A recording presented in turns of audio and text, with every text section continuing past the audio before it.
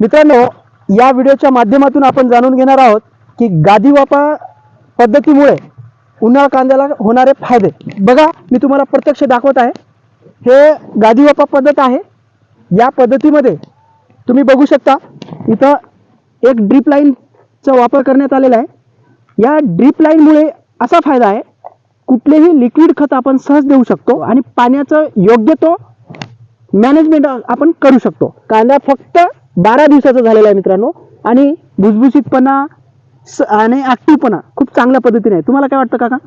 तेच ना, एकदम जमीन अशी भुसभुशीत राहून जाते. हो हो, ओलावालाही धरीत नाही. बरोबर. त्याच्यामुळे बादळ कमी पडतं. हो ओलावा नसल्यामुळं. हो, आणि मुळा एकदम व्यवस्थित चालतो. बरोबर. हे का? म्हणजे वापसा कंडिशन एकदम लवकर येते. लवकर येते. त्यामुळे पिकअप घेण्यासाठी मदत होते घेण्यासाठी मदत होते. आणि सहज अपटेक होते. सहज खत येते, ते करून घेतो. बरोबर बरोबर. आणि वापसा लवकर झाल्यामुळे